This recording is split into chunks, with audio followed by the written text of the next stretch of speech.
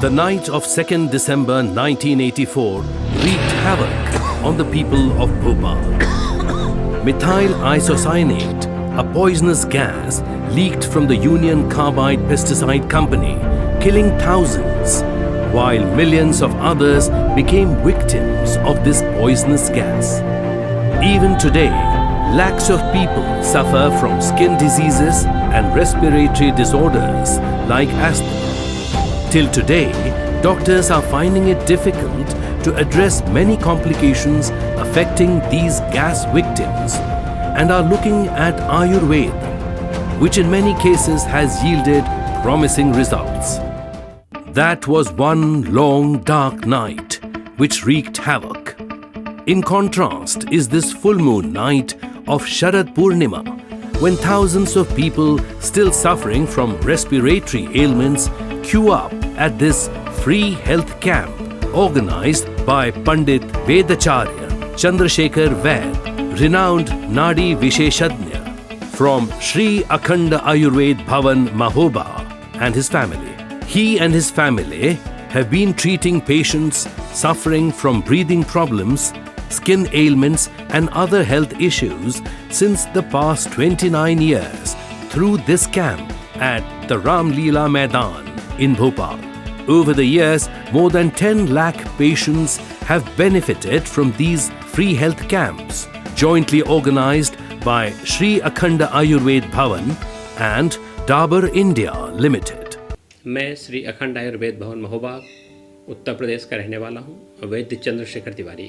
मैं यह वैदिक कर्म 7वीं पीढ़ी को आगे बढ़ाते हुए कर रहा हूँ। मेरा यहाँ पर आना 1991 में हुआ। इसके बाद मैंने यहाँ देखा कि यहाँ बहुत ज़्यादा प्रचुर मात्रा में जो है विश्व की सबसे भीषणतम दुर्घटना गैस त्रासदी हुई थी, जिसको बोलते हैं भोपाल में गैस कांड कहते हैं, जिसमें हजारों लोग काल कलवित हो गए थे।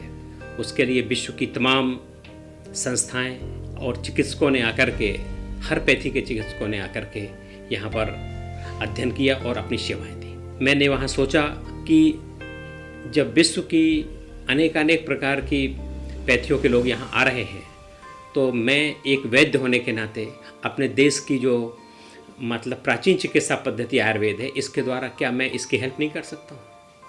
तो मैंने इस बात को ध्यान में रखते हुए महोबा में 5 अंतर प्रदेशीय आयुर्वेद के विद्वानों को बुला करके सम्मेलन किए, उनके बीच में चर्चाएं की। उसके बाद मैंने पाया कि सभी लोगों का एक मत था कि विशेष में सोचता हूँ विष की दवा विष है, और यह जो है गैस कांड हुआ है विषैला था, इसलिए अगर इसको जो है सब विष चिकित्सा मान करके चिकित्सा की जाए तो यह लोगों को ज़्यादा लाभकारी हो। This camp registers more than 15,000 patients all through the night from 9 p.m. till 4 a.m. and Dabur India Limited, who have a very strong association with the Vaid family, also actively participate in this camp to create social awareness and support them in this noble cause of serving the Bhopal gas tragedy survivors. मैं हूं doctor Neeraj Tiwari. मैं यहां represent कर रहा हूं Dabur India limited को। आप जैसे देख रहे हैं कि जो प्रोग्राम है 29 सालों से निरंतर आयुर्वेद की सेवा में कार्यरत है। बीइंग एज अ डाबर हम यहां पे इसको इनके साथ एसोसिएट हैं, इनके साथ जुड़े हुए हैं, क्योंकि डाबर का भी उद्देश्य है कि आयुर्वेद की सेवा करना, हमें लोगों से कनेक्ट करने का, जो यहाँ वैद्य जी हैं चंद्रशेखर तिवारी जी, उनके साथ जुड़ने का हमें मौका मिलता है। और वो भी हमारी बहुत सारी दवाइयाँ हैं जो अपनी प्रैक्टिस में यूज़ करते हैं, और इससे कहीं ना कहीं जनमानस को लाभ भी होता है, और कहीं ना कहीं हम डाबर से हम उनको जो है सहयोग भी कर पाते हैं। So, what is the secret behind the success of the cure? Let's hear it from the Vedacharya and his son.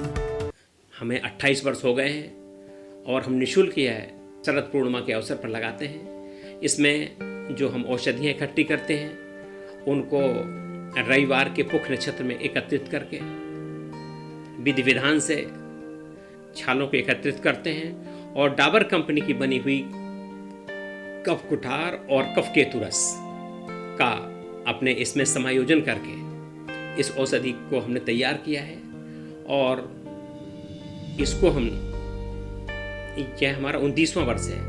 इसमें हम निःशुल्क इसका शरद शिविर यहाँ लगाते हैं और हम करते हैं। इसमें करीब इस वर्ष भी लगभग 18.5 कुंटल गाय के दूध की हमने खीर बनाई है और इसको बना करके हम केले के पत्ते पे रखवाएंगे।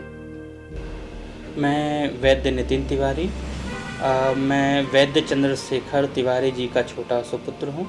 आज से 5 साल पहले मैं डाबर की रिसर्च एंड डेवलपमेंट सेंटर जो DRDC गाजियाबाद में है उसमें एज अ इंटर्न गया था। वह दिन था जब मेरा डाबर की दवाइयों पे भरोसा बढ़ा। मैंने खुद देखा वहाँ पे किस तरीके से वैज्ञानिक रिसर्च करते हैं और नई नई फॉर्मुलेशंस को डेवलप करते हैं तथा इन सब में कितनी क्लीनलीनेस रखी जाती है। इसके बाद जनरल यूजेस में जो मैं डाबर की औषधियाँ मरीजों को देता हूँ श्वास अस्थमा के लिए, वह है अभी पेटेंट जो बनाई है उन्होंने श्वासामृत। तो ये ग्रेन्यूल्स होने के कारण कैरी करने में बहुत इजी है। जहाँ भी मरीज़ को लगा कि उसकी सांस फूल रही है, थोड़ा सा लिया हाथ में और मुंह में डाल के चूसने लग गए। इसके अलावा अगर मरीज़ घर में हैं तो ब्रोंकोरेड एक बहुत ही अच्छा विकल्प है। सबसे अच्छी चीज़ है कि इसमें किसी भी तरह का सेडेटिव नहीं है, यानी कि मरीज़ को नींद का एहसास या लेथार्जीनेस नहीं रहती है। इस रिज़ल्ट ओरिएंटेड दवा के कारण इसकी व्यापकता पूरे में बढ़ती जा रही है। जो पहले मरीज़ भोपाल के आते थे, अभी मध्य प्रदेश ही नहीं, इंडिया ही नहीं, संपूर्ण विश्व से हमारे कैंप में दवा लेने के लिए मरीज आते हैं, जिस कारण यहाँ पे साल दर साल मरीजों की संख्या में इजाफा हो रहा है। After registration, people are served sugarless kheer on a banana leaf. Then they undergo a thorough Nadi Pariksha. The quantity of medicine is determined and is then mixed into the kheer made with cow's milk.